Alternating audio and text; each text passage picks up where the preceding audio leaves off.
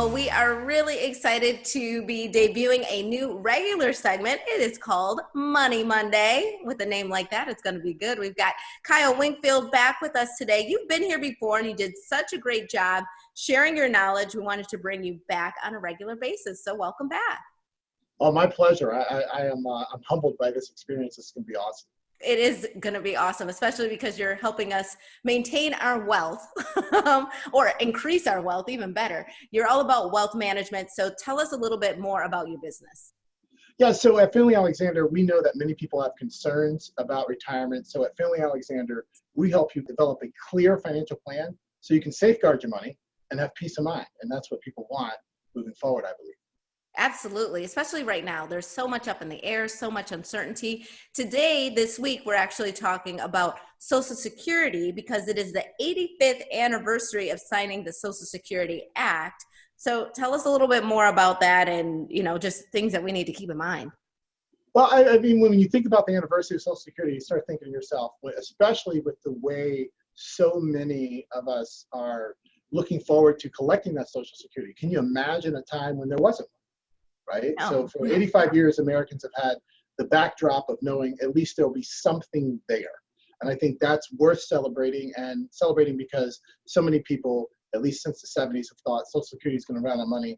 I don't think that's going to be the case. I think there might be some changes, but it'll be here for you. That is exactly what I was going to ask you. It's because I've heard that even myself, where it's like, oh, I'm paying in, but I probably won't get it back. And you don't believe that that's going to be the case. You think some things will change to keep it in place.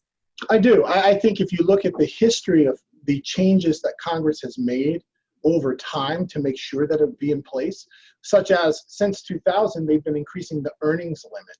So not to keep this complicated, we all pay into Social Security if you're a wage earner, and then, or you receive a check, but there's a cap on it. So currently the wage cap or the earnings cap is 128,000 and some change, don't hold me to it. But they said, hey, in order to make sure that Social Security is solvent, we're going to increase that earnings cap so people who earn a little bit more will continue to pay into Social Security. The other piece that they've done before is increase the full retirement age. So for most people out here, it's 66 and some months or 67. And the proposal is, hey, you know what? 70 should be the new full retirement age. So before people who are headed to Social Security and retirement say, oh my gosh, they're going to increase it to 70. Not on you. I'm talking if maybe you might be 40 or younger, perhaps hypothetically speaking, they would say for us or those folks, hey, guess what? At 70 is when your full retirement age is. And people who are around those age or younger say, well, yeah, that makes sense because people are living longer, higher quality of life. So 70 is not what. So basically I need to prepare for 70, right? I'm not. That's what you're trying to tell me. All right, Kyle, you're already jumping out the gate on this Money Monday with some news I didn't want to hear, but that is okay. Explain to me when we should actually start collecting. At what age? I mean, when is that?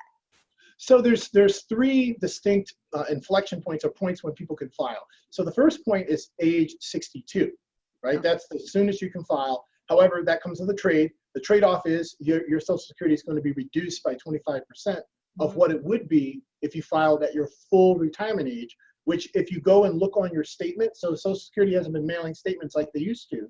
So here's a tidbit. If you haven't already, go to ssa.gov and set up your username and password so you can go and look at your Social Security statement and see when your full retirement age is and what that amount is estimated to be. So you'll see an estimate for age 62, and that's going to be a 25% reduction of what it should be and at full retirement age. And then after full retirement age, your Social Security benefit increases by 8% a year, simple interest, to where it gets to the max payout amount, which is at age 70. So you have three distinct places you can file: 62, full retirement age, and 70. Okay. So when the best time is on you.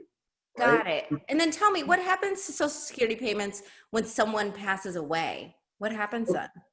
Okay, so in this example, Elsa, I'm going to assume that you've got a life partner, you got a spouse. So both of you are collecting Social Security. Okay, great. One of you passes away. What Social Security says is you get to keep the higher of the two of the payments that you're receiving. So let's reverse that a little bit. That means that one income stream is going out completely. So the next question needs to be, when that spousal unit or partner passes away, what am I going to do? What is the plan to fill in the gap that that income stream was providing while they were alive. Because keep in mind, 80% of men die married, 80% of women die single, which means one of those Social Security payments isn't going to be there. So that's very important to know what the plan is that you're going to do to bridge the gap, because nobody wants less money while they're in retirement. But in all of this, we need to keep in mind that Social Security is not meant for us to live on entirely, correct? That's correct. It never was meant. It's a supplement. My biggest thing here with Money Mondays is get a plan and figure out how you don't have to be dependent solely on that as your supplement. Make it a supplement. Create a plan where you're getting the kind of income you want in retirement. And Social Security is just the cherry on top, as it were. Well, Kyle, this is why we have you back, because you give us such important information. Where can we go to get more information and find out more about your company? You can go to finleyalexander.com. And when you go there for Social Security, there'll be a box you can download a report to help you start thinking about what are the best times to file for Social Security, what are some of your options that you may not be aware of, and how it could fit in your overall plan. All right, Kyle Wingfield from Finley Alexander, thank you so much for being with us. And we'll be right back with more Midday Maryland right after this. Stay tuned.